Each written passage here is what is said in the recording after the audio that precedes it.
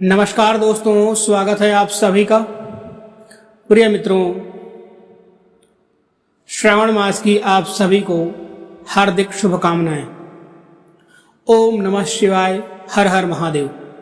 दोस्तों, सावन के महीने में शिवलिंग से यह गुप्त चीज ले आना अपने घर में, आपकी सभी मनोकामनाएं पूरी होंगी। इतना पैसा आएगा कि गिनते गिनते थक जाओगे। भगवान भोलेनाथ जी के आशीर्वाद से आपने अपने जीवन में बहुत उन्नति करोगे। दोस्तों, हिंदू धर्म में सावन के महीने का बहुत अधिक महत्व होता है। सावन का महीना हिंदू पंचांग का 5वां महीना होता है। यह महीना भगवान शिव को समर्पित होता है।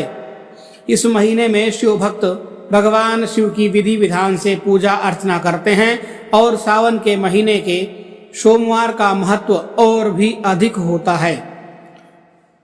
इस माह में शिव की पूजा अर्चना करने से सभी प्रकार की मनोकामनाएं पूरी हो जाती हैं। धार्मिक मान्यताओं के अनुसार सावन के महीने में भगवान शिव और माता पार्वती की विधि विधान से पूजा करने से भक्तों की हर प्रकार की मनोकामनाएं पूरी होती हैं। इसके साथ ही सावन के सोमवार का व्रत रखने से भोलेनाथ की विशेष कृपा प्राप्त होती है। दोस्तों, सावन का महीना 22 जुलाई 2024 दिन सोमवार से प्रारंभ हो चुका है और सावन महीने का समापन 19 अगस्त को होगा। कहा जाता है इस सावन के महीने में किसी भी व्यक्ति ने भगवान भोलेनाथ की थोड़ी सी भी पूजा अर्चना साधना कर ली तो उस व्यक्ति के जीवन की सभी मनोकामनाएं पूरी हो जाती हैं। उस व्यक्ति के जीवन के हर कष्ट समाप्त हो जाते हैं और उस व्यक्ति के जीवन में धन आना शुरू हो जाता है। उस व्यक्ति की गरीबी हमेशा के लिए मिट जाती है। भक्तों, वीडियो को शुरू करने से पहले भगवान भोलेनाथ के सच्चे भक्त हमारे इस चैनल की इस वीडियो को लाइक अवश्य कर दें और कमेंट बॉक्स में हर हर महादेव सच्ची श्रद्धा से जरूर लिखें, जिससे कि भगवान भोलेनाथ जी का आशीर्वाद आपको सीधे प्राप्त हो सके। दोस्तों, आज की इस वीडियो में हम आपको बताएंगे कि सावन के दिनों में आपको भगवान भोलेनाथ के मंदिर में जाकर क्या क्या भगवान भोलेनाथ को अर्पित करना है और वहां से वापस क्या क्या लेकर के आना है, ताकि आपके घर की गरीबी, दरिद्रता, परेशानी, कष्ट, दिक्कतें हमेशा के लिए खत्म हो जाएं। दूसरी तरफ आपके घर पर सुख समृद्धि, यश, वैभव, ऐश्वर्य की प्राप्ति हो सके। ध्यान रखिएगा दोस्तों, सावन माह का इंतजार हर व्यक्ति को इसलिए रहता है ताकि उसको भगवान भोलेनाथ का आशीर्वाद मिल सके। कहा गया है कि देवों के देव भगवान भोलेनाथ अगर किसी भी व्यक्ति को आशीर्वाद दे दें तो उस व्यक्ति का साक्षात काल भी आकर के कुछ भी बिगाड़ नहीं पाता है। इसलिए आज की इस वीडियो में हम आपको बताएंगे कि कैसे आपको सावन सोमवार के दिन में, जो कि सावन का पावन दिन होता है, इस दिन भगवान भोलेनाथ को प्रसन्न कर सकते हैं। कैसे आपको भगवान भोलेनाथ का आशीर्वाद प्राप्त हो सकता है और कैसे सावन के दिनों में शिवलिंग की आपको पूजा अर्चना करनी है, वह भी खास उपाय करते हुए। कैसे आपको शिवलिंग पर क्या क्या चढ़ाना है और क्या क्या वहां से वापस अपने घर पर लेकर के आना है, ताकि आपके घर पर अन्न और धन का भंडार कभी भी कम ना हो। तो देखिए दोस्तों, आपके जीवन में कितनी ही बड़ी परेशानी हो, कितनी ही बड़ी दिक्कत क्यों ना हो, मान लीजिए आपके जीवन में धन की समस्या है, मान लीजिए आप नौकरी की प्राप्ति के लिए बहुत ही ज्यादा परेशान हो चुके हैं, आपके शत्रुओं ने आपको घेर लिया है, संतान की प्राप्ति आपको हो नहीं पा रही है, तो एक बात का ध्यान रखिएगा दोस्तों, सावन का पावन दिन एक ऐसे दिन होते हैं जिस दिन कोई भी व्यक्ति अगर थोड़े से उपाय कर लेता है तो भगवान भोलेनाथ की साक्षात पूजा कर लेता है, तो उस व्यक्ति की कितनी बड़ी मनोकामना हो पूरी हो जाती है, कितना ही बड़ा कष्ट हो खत्म हो जाता है।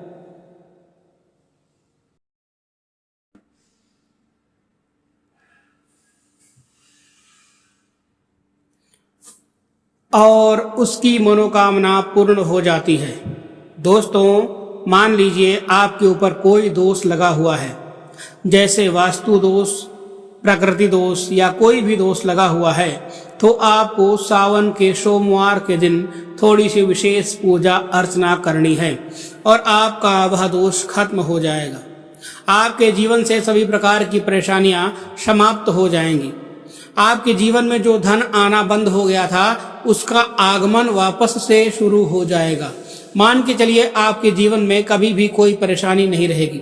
बस दोस्तों आज की इस वीडियो को लास्ट तक जरूर देख लीजिए और मान के चलिए भगवान भोलेनाथ के आशीर्वाद से आपकी सभी प्रकार की मनोकामनाएं भी पूरी होंगी और आपके जीवन की सभी परेशानियां भी चली जाएंगी। देखिए एक बात कही गई है कि जब भी हम भगवान भोलेनाथ की पूजा करते हैं हमें धैर्य रखना चाहिए, हमें विश्वास रखना चाहिए और श्रद्धा के साथ भगवान भोलेनाथ की पूजा अर्चना करनी चाहिए, क्योंकि भगवान भोलेनाथ बहुत ही भोले हैं। वह किसी भी व्यक्ति की थोड़ी सी ही पूजा से, साधना से तुरंत ही प्रसन्न हो जाते हैं।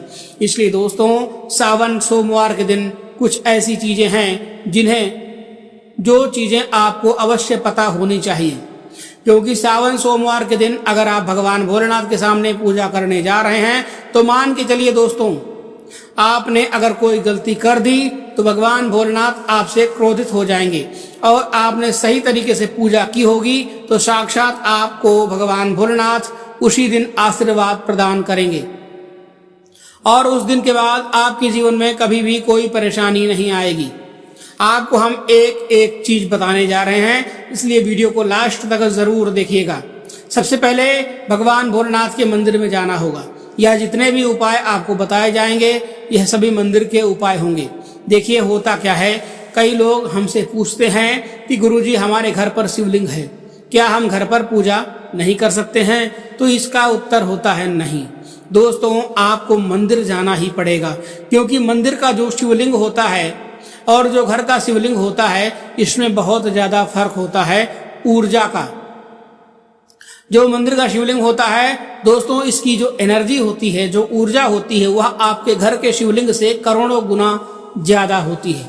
इसमें ऐसी सकारात्मक ऊर्जा होती है जिसके सामने अगर आप थोड़ी सी भी पूजा अर्चना करते हैं तो तुरंत ही उसका फल आपको मिलने लग जाता है और आपके जीवन की हर प्रकार की परेशानियां समाप्त हो जाती हैं।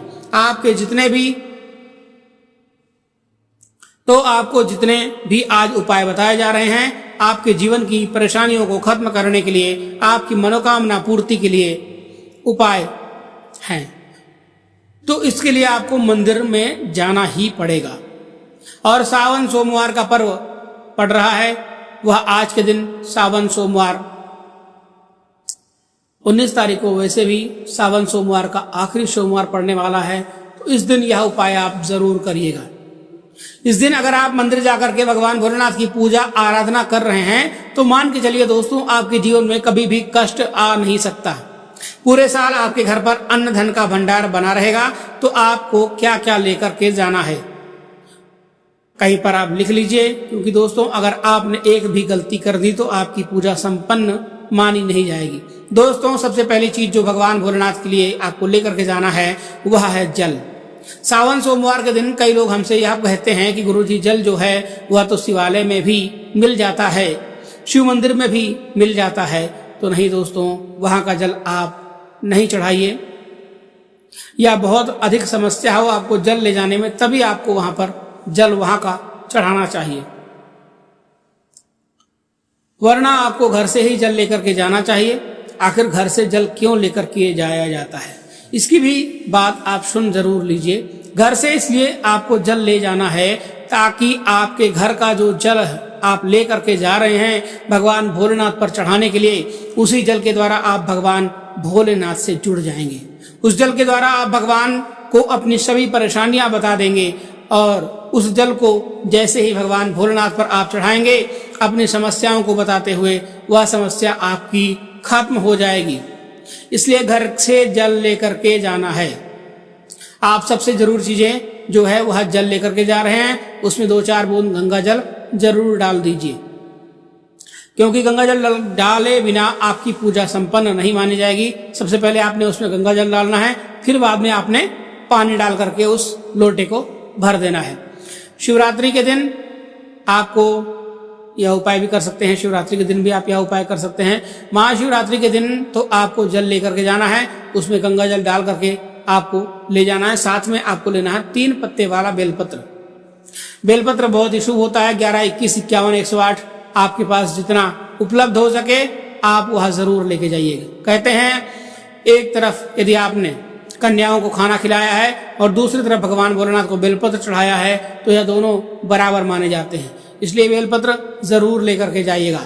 तीसरा, आपको सफेद पुष्प लेकर के जाना है। सफेद पुष्प भगवान भोलेनाथ को चढ़ाए जाते हैं, इसलिए सफेद पुष्प पर भगवान भोलेनाथ के लिए आपको लेकर के जाना है सावन सोमवार के दिन, ताकि भगवान भोलेनाथ का आशीर्वाद आपको मिल सके, जिसके बाद से आपके जीवन की हर परेशानियां खत्म हो जाएं। दोस्तों, सफेद चंदन लेकर के जाना अनिवार्य होता है सावन सोमवार के दिन। और ध्यान रखिएगा दोस्तों कि भगवान भोलेनाथ को अगर आप दूध अर्पित करने जा रहे हैं तो दूध एकदम कच्चा होना चाहिए, पका हुआ दूध नहीं होना चाहिए, कच्चा दूध होना चाहिए। अब आपको और क्या क्या लेकर के जाना है, देखिए। अगर आप चाहते हैं कि आपकी हर मनोकामना पूरी हो तो एक डिब्बा लीजिए, उसमें थोड़ा सा काली मिर्च भर करके ले जाइए। देखिए, यह बहुत ध्यान से सुनिएगा, जितनी आपको बातें बता रहे हैं, एक डिब्बे में काली मिर्च भर के एक लाल कपड़ा ले लीजिए, उसमें लौंग कपूर बांध करके, इसको मोले धागे से बांध करके आपको अपनी जेब में रख करके लेकर के जाना है। सिर्फ इतनी चीजें आपको लेकर के जानी है आज के दिन को। अब आपको पूजा कैसे करनी है, चलिए आपको बताते हैं। बहुत ध्यान से आखिर तक देखिएगा और जितनी भी चीजें आपको बताई जा रही हैं, इन चीजों को आपको लेकर के जाना है और शिवालय से वापस लेकर के आना है अपने घर पर, ताकि आपको धन की प्राप्ति हो सके, आपकी कोई भी मनोकामना है वह पूर्ण हो जाए। भक्तों, पहले आप जाएंगे मंदिर में, सबसे पहले आपको इस बात का ध्यान रखना है मंदिर जाने से पहले ही कि काले या नीले रंग के वस्त्र धारण करके मंदिर में नहीं जाना है, वरना भगवान भोलेनाथ का आपको क्रोधित रूप देखना पड़ सकता है।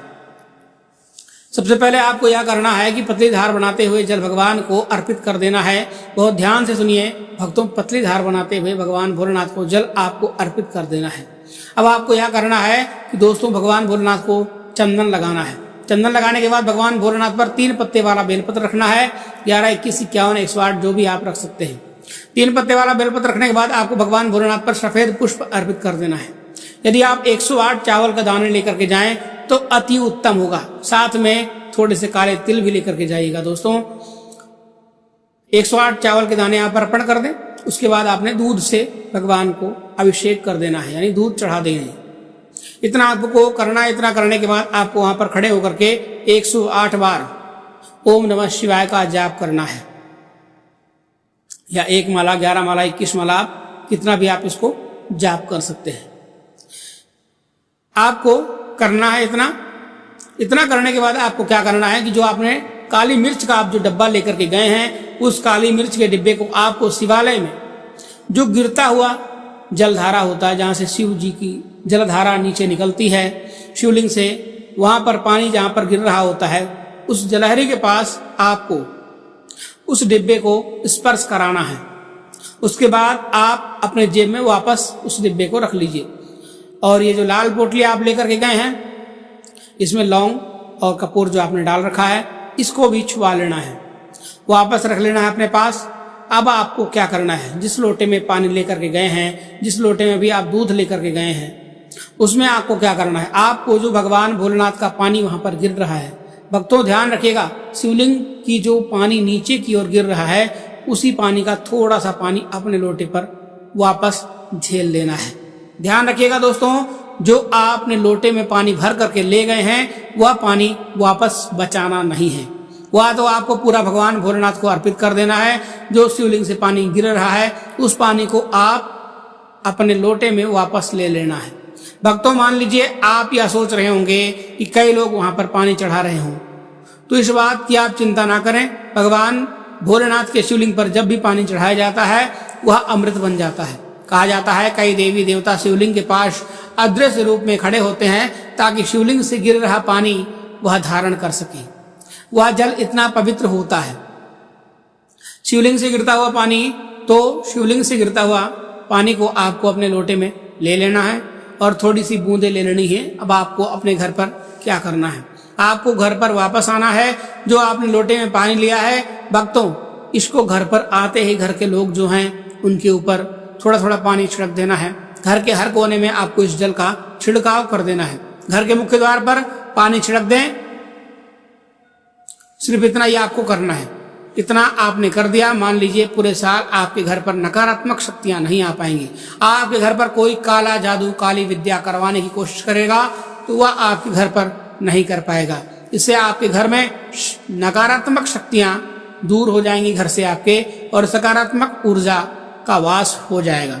यह जो काली मिर्च भगवान भोलेनाथ जी के शिवलिंग को छुआ करके लाए हैं, इसको पूजा घर में रख दीजिए। यह जो काली मिर्च का डब्बा है आपके पास, इसे कभी भी आप अपने शुभ कार्य के लिए निकालें। जैसे मान लीजिए आप कहीं बिजनेस मीटिंग के लिए जा रहे हैं, नौकरी की प्राप्ति के लिए जा रहे हैं, काली मिर्च घर के मुख्य द्वार से पहले रख के उसको कुचलते हुए निकल जाइए। मान के चलिए आपके काम में जो भी बाधा आने वाली होगी वह बाधा स्वयं भगवान भोलेनाथ के आशीर्वाद से अपने आप हट जाएगी, और आप जिस कार्य के लिए जाएंगे उस कार्य में आपको सफलता मिलेगी। दोस्तों, भगवान भोलेनाथ का यहाँ पर आपको साक्षात आशीर्वाद मिलेगा सावन सोमवार के दिन, और आपके जीवन से हर प्रकार की परेशानी दूर हो जाएगी। सावन सोमवार की रात आप अपनी सभी प्रकार की बुरी अनिष्ट शक्तियों से छुटकारा पा सकते हैं। जो लोग भगवान भोलेनाथ माता पार्वती की पूजा करना चाहते हैं वह इस दिन अपने घर पर नर्मदेश्वर शिवलिंग या पारद शिवलिंग या साथ ही साथ आप मिट्टी का पार्थिव शिवलिंग रख करके भी आप अभिषेक पूजन कर सकते हैं। यदि आप पत्थर का शिवलिंग रखते हैं तो उसको अभिमंत्रित करा करके ही घर पर पूजन करना चाहिए।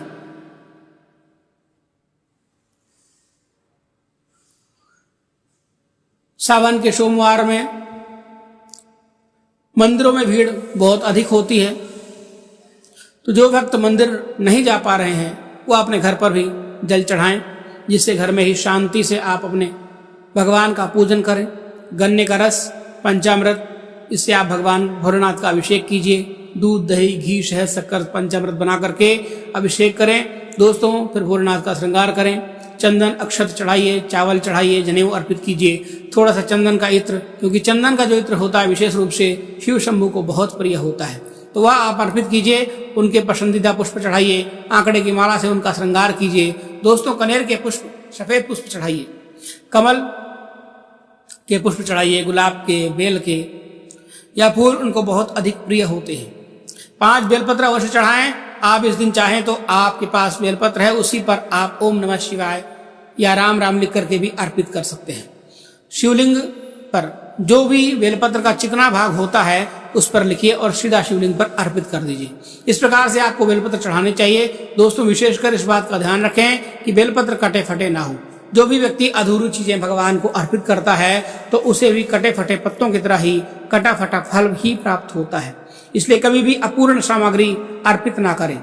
दोस्तों, कहते हैं जब भगवान भोलेनाथ ने गले में विष धारण किया था तो आदिशक्ति माँ के कहने पर देवताओं ने भगवान शिव के सर पर भांग, धतूरा, बेलपत्र आदि रखा था और निरंतर जल से अभिषेक किया था, जिसकी वजह से उनके मस्तिष्क का ताप कम हुआ था, और उस समय से ही भगवान भोलेनाथ को भांग, धतूरा चढ़ाया जाता है।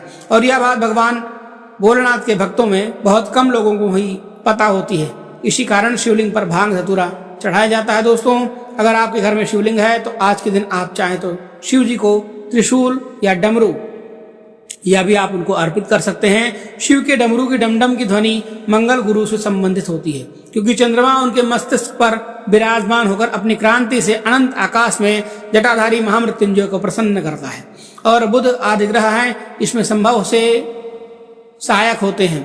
तो आज के दिन आप डमरू अर्पित कर सकते हैं भगवान भोलेनाथ को। डमरू आप धारण भी कर सकते हैं अभिमंत्रित करके। आप अपने शरीर पर छोटा सा चांदी का डमरू भी धारण करें। भक्तों, अगर आपको यह जानकारी हमारे माध्यम से अच्छी लगी हो तो वीडियो को लाइक जरूर कर दीजिएगा और कमेंट बॉक्स में हर हर महादेव जरूर लिख दीजिएगा। मिलते हैं एक नई वीडियो में एक नई जानकारी के साथ। तब तक के लिए धन्यवाद। हर हर महादेव।